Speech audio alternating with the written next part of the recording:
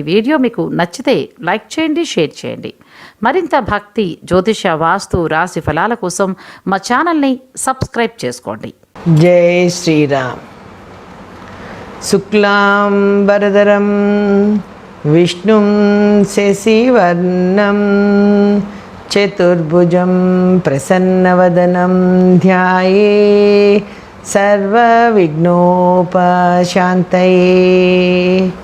జై శ్రీరామ్.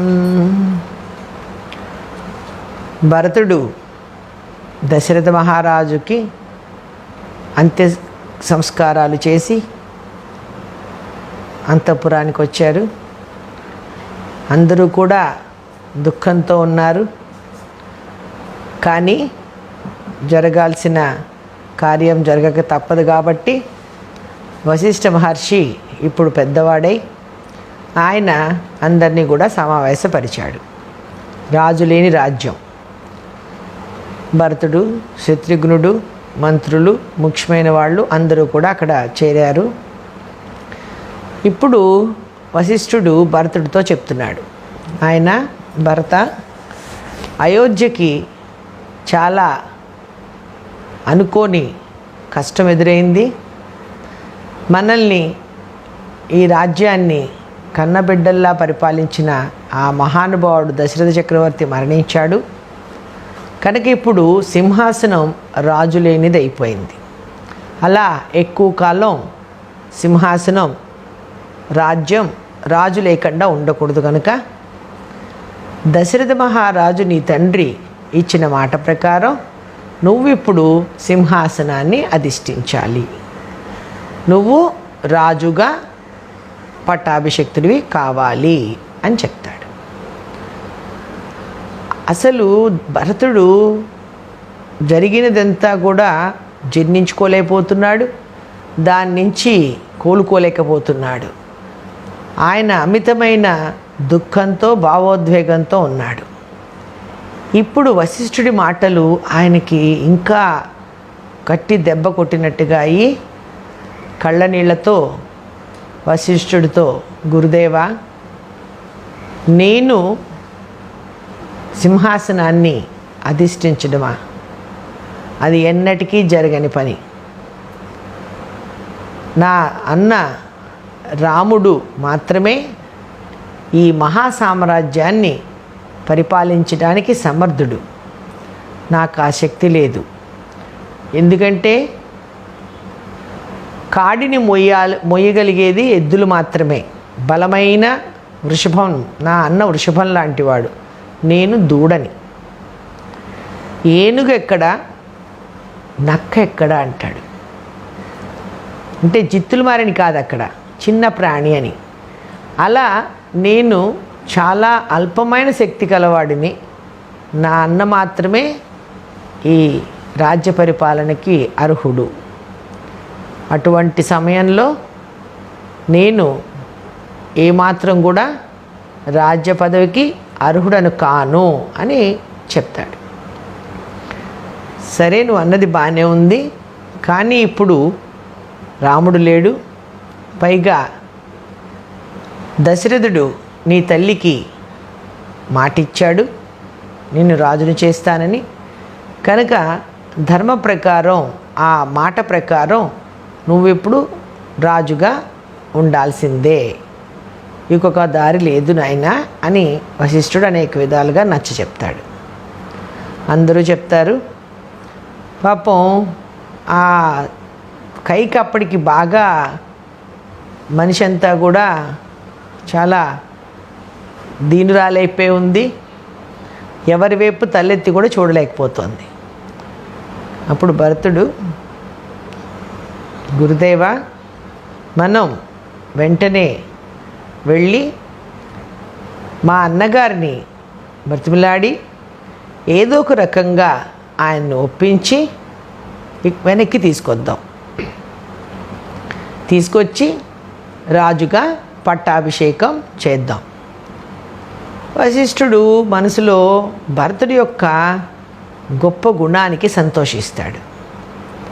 ఆయన ఎంత చెప్పినా కూడా రాముడు తప్ప నేను అందుకు అర్హుడను కాను నా అన్న ఉండగా అని కూడా అనడు, నా అన్నే దీనికి సమర్థుడు అన్నాడు. సరే, కానీ ఆయన నీకు రాముడి సంగతి తెలియంది కాదు కదా. ఆయన మాట మీద నిలబడే మనిషి, ఏ పరిస్థితుల్లోనూ కూడా రాకపోవచ్చు. లేదు లేదు, మనందరం వెళ్దాం, మొత్తం అయోధ్య నగరం అంతా వెళ్ళిపోదాం, ఆయన కాళ్ళ మీద పడదాం, ప్రాణాచారం చేద్దాం, రకరకాలుగా ఆ మహానుభావుడిని ఒప్పించి వెనక్కి తీసుకొద్దామని చెప్తాడు. అందరూ కూడా సంతోషిస్తారు, సరే అంటారు. వాళ్ళు రాముడు వస్తాడు, భరతుడు ఇంతగా ప్రాధేయపడితే రాముడికి ప్రాణం కదా తమ్ముళ్ళంటే, ప్రజలన్నా కూడా వస్తాడని వాళ్ళు పాపం మనసులో ఊహించుకున్నారు. ఒక్క వశిష్ఠుడికి మాత్రమే ఏం జరుగుతుందో తెలుసు. సరే, వెంటనే భరతుడు సైన్యాన్ని పిలిపించి, అప్పటికి ఎక్కడ దాకా ప్రయాణం అయ్యాడో అది సుమంతుడికి తెలుసు కదా, గంగానది దాటి వెళ్ళాడని. కనుక మనందరం కూడా అలాగే బయలుదేరాలని చెప్పి దారి మొత్తం ప్రయాణానికి వీలుగా ఏర్పాట్లు చేయమని చెప్తాడు. సరే, మరుసటి రోజు మొత్తం వశిష్ఠుడు, పురోహితులు, మంత్రులు, ఊరిలోని పెద్దలు, తల్లులు, భరత శత్రుఘ్నులు అందరినీ తీసుకొని అయోధ్య నగర ప్రజలు కూడా మేము కూడా వస్తామని మహాసైన్యంతో మహాజనంతో బయలుదేరతాడు భరతుడు. వెళ్ళేటప్పుడు ఆయన రాజుకి ఎప్పుడు పట్టపుట ఏనుగు ఉంటుంది. ఆ పట్టపుట ఏనుగును కూడా తయారు చేయించి బయలుదేరదీస్తాడు భరతుడు. వశిష్ఠుడు ఏం చేస్తాడంటే ఆ రథంలో పాదుకల్ని పెడతాడు. ఆయనకి తెలుసు కదా ఏం జరగబోతుందో. ఆయన ఒక్కడే పాదుకల్ని ఆ రథంలో పెట్టి అందరూ బయలుదేరి వస్తారు. శృంగబేరీపురానికి చేరుతారు. వాళ్ళందరినీ చూసి గుహుడు అప్పటికే దారిలో కూడా ఏంటంటే చారులు ఉంటారు. వారి ద్వారా భరతుడి వైపు వస్తున్నట్టుగా గుహుడికి తెలుస్తుంది. తెలిసి వెంటనే అందరినీ జాగ్రత్తగా ఉండమని హెచ్చరిస్తాడు. ఎందుకు, జరిగిన కథ ఆయనకి తెలుసు కదా. ఇప్పుడు భరతుడు వస్తుంటే పాపం చూడండి, భరతుడికి ఏ ప్రమేయం లేకపోయినా ఎంతటి నిందల పాలయ్యాడో ప్రతి ఒక్కళ్ళు ఆయనని అనుమానించడమే జరుగుతోంది పాపం. అది ఒక్కొక్కసారి మనకు తెలియకుండా మన వారి వలన వచ్చే అరిష్టాలను ఎదుర్కొని వారి వలన వచ్చే కష్టాలను మనం అనుభవించాల్సి రావడం అన్నది మానవ జీవితంలో ఎక్కువగా జరుగుతూ ఉంటుంది. అలాగా తను ఎదురెళ్ళి భరతుడికి నమస్కారం చెప్పి, ఏమిటి మహారాజా ఇట్లా వచ్చారు మీరు, ఏంటి అని సంగతి సమాచారం అని అడుగుతాడు.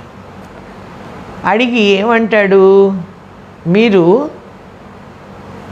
రాముడు ఎక్కడున్నాడో తెలుసుకొని అడ్డు తొలగించుకోవాలనుకుంటున్నారా అని అడుగుతాడు. ఆ మాటకి విలవిలలాడిపోతాడు. ఒక సామాన్యమైన వాడు, అంటే చదువు బిల్లులకి నిషాదులకి చదువు అలా ఉండవు కదా, అటువంటి వ్యక్తి నన్ను ఇంత మాట అన్నాడు అంటే నేను ఆఖరికి ఎలా అయిపోయాను, జనాల మధ్యలో నేను ఎట్లాంటి పేరు నాకు వచ్చేసింది అని చెప్పి బాధపడి, లేదు గుహ, నా అన్నని ఏ రకంగానైనా సరే బ్రతిమల్లాడి ఆయన పాదాల మీద పడి వెనక్కి తీసుకుని వచ్చి పట్టాభిషక్తిని చెయ్యాలని బయలుదేరాను అని చెప్తాడు. అప్పుడు గుహుడు సంతోషిస్తాడు. సరే, అక్కడ గుహుడు ఈ గంగని దాటడానికి కావలసిన పడవలన్నీ మరి ఆయన అనుచరులే ఏర్పాటు చేయాలి. ఈ మహాసైన్యం అంతా కూడా గంగా నదిని దాటుతుంది. దాటి అరణ్యంలోకి వెళ్తారు. అక్కడ సీతారామ లక్ష్మణులు అక్కడ పర్ణశాలలో, వారికి ఇంకా ఈ విషయం తండ్రి గారి గురించి ఏమీ తెలియదు. అక్కడ గడుపుతున్నారు. చక్కగా అక్కడున్న వాతావరణం, ఆ చక్కటి ప్రకృతి అందాలను చూస్తూ సీతమ్మ పక్కన రాముడు ఉండడంతో, పక్కన సీత ఉండగా రాముడు సంతోషంగా మనం అరణ్యానికి వచ్చాం, వనవాసం చేస్తున్నాం, ఎంత కష్టం వచ్చింది అన్న భావన కూడా వాళ్ళల్లో ఏమాత్రం లేదు. ఆ రకంగా వాళ్ళక్కడ ఉన్నారు. ఈ లోపల లక్ష్మణుడికి ఈ కోలాహలంగా ఇదందరూ వస్తుండగా అక్కడ ఉన్న జంతువులన్నీ కూడా కంగారు పడిపోతాయి కదా. మనుషులు వాళ్ళంతా పెద్ద ఎత్తులో వస్తుంటే అక్కడ చిన్న పెద్ద జంతువులన్నీ కూడా పరుగులెడుతున్నాయి. ఏమిటిదని రామ లక్ష్మణులు ఆశ్చర్యపోతారు. రాముడు, ఏమిటి లక్ష్మణ, ఈరోజు ఈ మృగాలన్నీ కూడా కంగారుగా పరుగులెడుతున్నాయి, ఏమై ఉంటుంది? ఎవరైనా రాజు ఎవరైనా ఈ అరణ్యానికి వేటకు వచ్చాడేమో అంటాడు. చూడు అనగానే అక్కడ ఒక ఎత్తైన చెట్టు ఉంటుంది. లక్ష్మణుడు గబగబా ఆ చెట్టు ఎక్కి చూస్తాడు. ఆ 4 దిక్కులు చూస్తుంటే ఒక దిక్కులో మహాసైన్యం వస్తూ కనిపించింది. ప్రజలు, సైన్యం. ఆ సైన్యంలో గుర్రాలు, ఏనుగులు, ఒంటెలు, అంటే చతురంగ బలాలతో బయలుదేరాడు. భరతుడు చూశాడు. చూడగానే అందులో పట్టపుట ఏనుగును గుర్తించాడు లక్ష్మణుడు. వెంటనే అక్కడి నుంచి, అన్నా వెంటనే మీరు లోపలికి వెళ్ళు, నువ్వు వదినని తీసుకుని లోపలికి వెళ్ళు, బాణాలు అవి సిద్ధం చెయ్యి, నా కత్తి ఇవ్వు, నా బాణం ఇవ్వు, నా ధనస్సు ఇవ్వు అంటూ అక్కడి నుంచి చెట్టు మీద నుంచి గబగబా మాట్లాడుతున్నాడు. రాముడు ఆశ్చర్యపోతాడు. ఎందుకు ఇంత హడావుడి చేస్తున్నాడు లక్ష్మణుడు అని ఆశ్చర్యపోయి, లక్ష్మణ ఎందుకంత కంగారు పడుతున్నావు, ఏమైంది, ఏం చూశావు అని అడుగుతాడు. అదిగో చాలా పెద్ద సైన్యం గంగా నదిని దాటి ఇటువైపే వస్తోంది, చతురంగ బలాలతో వస్తోంది. అందులో కోవిదార వృక్షం కలిగిన జెండా ఉంది, పతాకం ఎగురుతోంది. కోవిదార వృక్షం ఉంది అంటే అది దశరథ మహారాజు యొక్క, అంటే ఇక్ష్వాకు వంశీయుల పతాక చిహ్నం అన్నమాట. అంటే భరతుడు వస్తున్నాడు. ఎందుకు చూసావా భరతుడు ఎంత పని చేస్తున్నాడో? నిన్ను అరణ్యవాసం పంపించింది కైక, అది చాలనట్టు ఇప్పుడు అరణ్యంలో ఉన్న నిన్ను కూడా ఏదైనా చేసి తనకి ఆటంకం లేకుండా తన మార్గాన్ని నిష్కంఠంగా తీసేయాలనుకుంటున్నాడు. అందుకని ఇప్పుడే నేను మొత్తం భరతుడిని అందరినీ కూడా ససైన్యంగా సంహరించేస్తాను అంటూ ఆవేశంగా మాట్లాడతాడు. ఎప్పుడైతే ఈ మాటలు విన్నాడో, భరతుడు వస్తున్నాడని లక్ష్మణుడు చెప్పగానే రాముడు, నాయన ఎందుకు అంత తొందరపడుతున్నావు? వస్తున్నాడు భరతుడు, వచ్చేది భరతుడే అవ్వచ్చు, నువ్వెందుకంత తప్పుగా ఆలోచిస్తున్నావు? భరతుడు ఎటువంటి వాడో నీకు తెలియదా?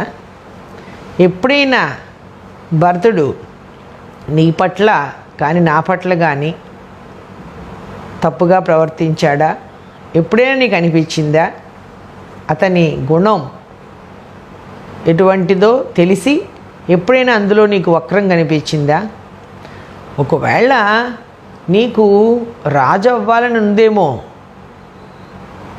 భరతుడికి చెప్పి ఆ రాజ్యం నీకు ఇవ్వమంటానులే అంటాడు. అనగానే లక్ష్మణుడు ఒక్కసారిగా సిగ్గుపడిపోతాడు. అన్నంత మాట అన్నాడు అంటే నిన్ను వెంటనే ఆయనకు అర్థమైపోయింది నేను తప్పుగా మాట్లాడానని. గబగబా చెట్టు దిగి వస్తాడు. అన్నా ఎంత మాట అన్నావు అని, నీ క్షేమం కోసం అని, నేను ఇలా మాట్లాడాను, నన్ను క్షమించు అని.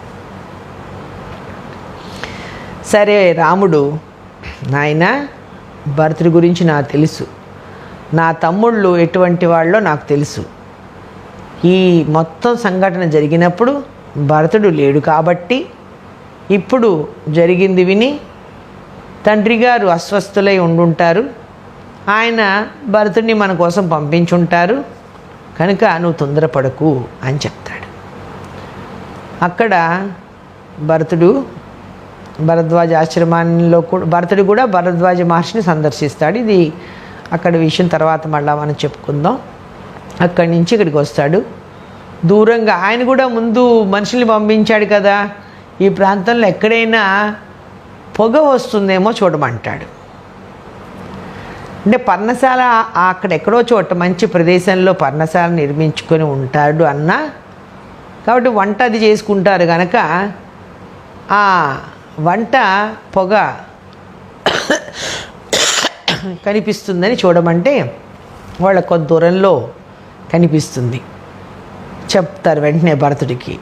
సరే అని చెప్పి అందరినీ ఇక్కడ కొంచెం దూరంలోనే మాకు ఆ పొగ కనిపిస్తుంది రా కుమారా అని చెప్తే అందరినీ అక్కడ ఆపి ఆయన శత్రుఘ్నుడు వశిష్ఠుల వారు మంత్రులతో కలిసి మేము ముందు వెళ్తాం, తర్వాత తల్లుల్ని తీసుకొని మీరు నెమ్మదిగా రండి, హడావుడి చెయ్యొద్దు, రాముడికి హడావుడి చేస్తే ఇష్టం ఉండదు, అందరూ ప్రశాంతంగా ఉండండి, నేను కాసేపు అయిన తర్వాత మీరు అక్కడికి చిన్న నిదానంగా రండి అని చెప్పి ఈయన గబగబా పరిగెత్తుకుంటూ నడుచుకుంటూ వస్తాడు.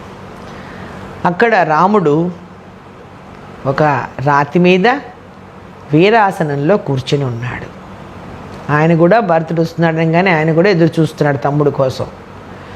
దూరం నుంచే తన ప్రియమైన అన్నని చూసిన భరతుడు పరుగు పరుగును వెళ్ళి ఆయన దగ్గరికి వెళ్తాడు.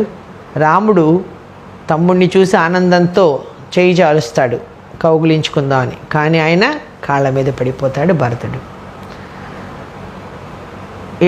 తన అన్నగారి పాదాలు పట్టుకుని ఏడుస్తుంటాడు. భరతుడిని లేవనెత్తి ఒళ్ళో కూర్చోబెట్టుకొని ఏమైంది నాయన, ఎందుకు ఇంత దుఃఖిస్తున్నావు, వద్దు అని చెప్పి తమ్ముడిని ముందు ఓదారుస్తాడు. అక్కడ లక్ష్మణుడు సీతమ్మని చూసి తల్లికి నమస్కారం చేస్తాడు. సీతమ్మకి ఎందుకు ఏ భర్త ఏమైంది, ఎందుకు ఇంత దుఃఖిస్తున్నావు అంటే ఇంకా భరతుడు రాముడికి తమ తండ్రి మహారాజు దశరథుడు పరమపదించాడని చెప్తాడు. అప్పుడు ఆ మాట విన్నాక రాముడికి దుఃఖం వస్తుంది, కళ్ళల్లో నీళ్లు తిరుగుతాయి. చాలా బాధపడి ఇంతలో వెనకనే తల్లులు నెమ్మదిగా తీసుకుని పరిచారకులు కౌశల్య, సుమిత్ర, కైకేయి మొత్తం వస్తారు. కైకమ్మ సిగ్గుతో తల ఉంచుకొని ఉంటుంది. రాముడు వాళ్ళందరినీ చూసి వశిష్ఠుడికి నమస్కారం చేసి ముందు మనం తండ్రి గారికి చేయవలసిన కార్యాలు చేద్దామని చెప్పి నలుగురు అన్నదమ్ములు కూడా స్నానాలు అవి చేసి తండ్రికి పితృతర్పణాలు అవి వదిలిపెడతారు. వదిలిపెట్టాక అందరూ కూడా ఆశ్రమం బయట కూర్చుంటారు. భరతుడు రాముడితో మాట్లాడతాడు. అన్న, ఏది జరిగిందో అదంతా కూడా దైవలీలగా జరిగిపోయింది. నువ్వు ఉండగా నాన్నగారు మా అమ్మకి మాట ఇచ్చారని నువ్వు ఇలా వచ్చేసావు. ఇప్పుడు ఆయనే లేడు కనుక ఆయనతో పాటే ఆయన మాట తీరిపోయినట్టే. కనుక నువ్వు వెంటనే మా యందు దయ ఉంచి రాజ్యానికి తిరిగి వచ్చి రాజ్యాభిషేకం చేసి మహారాజువే పరిపాలించమని అడుగుతాడు. రాముడు నవ్వి, నాయన చాలా తప్పు, ఒక మాట ఇచ్చిన వ్యక్తి పోయినంత మాత్రాన అతనిచ్చిన మాట అక్కడితో తీరిపోయిందనుకుంటే అది ధర్మం కాదు, అధర్మం. ఆయన వెళ్ళిపోతాడు కానీ ఆయన ఇచ్చిన మాట వెళ్ళిపోదు. అది మనం అందులో ముఖ్యంగా తండ్రి ఇచ్చిన మాటని పూర్తి చేయడం కొడుకులుగా నా ధర్మం. కనుక తండ్రి గారు లేరు కాబట్టి ఆ మాటకి విలువ లేదని ఎట్టి పరిస్థితుల్లోనూ నువ్వు అనకూడదు, నేను వినకూడదు. కనుక ఇక ఈ విషయంలో చర్చ లేదు. నేను 14 సంవత్సరాలు పూర్తయిన తర్వాత తప్పకుండా అయోధ్యకు తిరిగి వస్తా. ఈ లోపల నువ్వు తల్లి కైక కోరినట్టుగా తండ్రి గారు మాటిచ్చినట్టుగా రాజ్యాన్ని పరిపాలించమని చెప్తాడు. వారిద్దరు అక్కడ మొత్తం అందరూ ఉంటారు కదా, మంత్రులు అందరూ ఉంటారు. వారందరూ కూడా నచ్చ చెప్పే ప్రయత్నం చేస్తారు. రకరకాలుగా అక్కడ రాముడితోటి ధర్మవాదాలు జరుగుతాయి. ధర్మం ఏంటి అని, అన్నిటికీ మించిన ధర్మము రాముడి దగ్గర ఉంది. వశిష్ఠుడు కూడా కొంచెం నచ్చ చెప్తాడు, నువ్వు రావడంలో తప్పులేదు నాయన, రమ్మని, వెనక్కి రమ్మని. కానీ అప్పుడు ఆ మంత్రుల్లో జాబాలి అని ఒక మంత్రి ఉంటాడు. ఆయన కూడా దశరథుడి ముఖ్యమైన మంత్రుల్లో ఒకడు. ఆయన ఇప్పుడు ఒక కొత్త వాదం తీస్తాడు. తీసి, రామ, శరీరం ఉన్నంత వరకే బంధాలు అనుబంధాలు. ఆ శరీరము ఏదైతే ఉందో దశరథుడిగా, ఆ శరీరం వెళ్ళిపోయిన తర్వాత ఆ తండ్రి ఏమిటి, కొడుకు ఏమిటి, అన్నదమ్ములు ఏమిటి, వారి బంధాలు ఏమిటి అంటూ మాట్లాడతాడు. శరీరంతో పాటు అన్ని బంధాలు వదిలిపోయాయి కనుక ఆ శరీరం, వెళ్ళిపోయిన శరీరము ఎవరిదైతే ఉందో వారి మాట పాటించాలని, నిలబెట్టాలని ప్రయత్నం చేయడం శుద్ధ దండగ. అలాగే పితృదేవతలకి వాళ్ళు ఆహారం తీసుకుంటారని, వాళ్ళకి మనం ప్రతి సంవత్సరం శ్రాద్ధ కర్మలు చేయాలని, ఇలాంటివన్నీ కూడా చనిపోయిన వాళ్ళు ఆహారం తీసుకోవడం ఏంటి? ముందు బతికున్న వాడికి ఆహారం పెట్టాలి, కానీ చనిపోయిన వాళ్ళు ఆహారం తీసుకుంటారని ఎలా అనుకుంటున్నావు అంటూ ఆయన కొత్త వాదన తీస్తాడు. కనుక నువ్వు ఇంత ఆలోచించాల్సిన అవసరం లేదు, నువ్వు అనవసరంగా చాలా పెద్ద ఆలోచనలు చేస్తున్నావు. నేను చెప్తున్నాను, నువ్వు వెనక్కి రావడంలో ఎటువంటి అధర్మం లేదు అంటాడు. అప్పుడు రాముడికి కళ్ళల్లో ఎర్ర జీర కనపడుతుంది. కోపంగా చూస్తాడు. దాంతో జాబాలు ఆగిపోతాడు.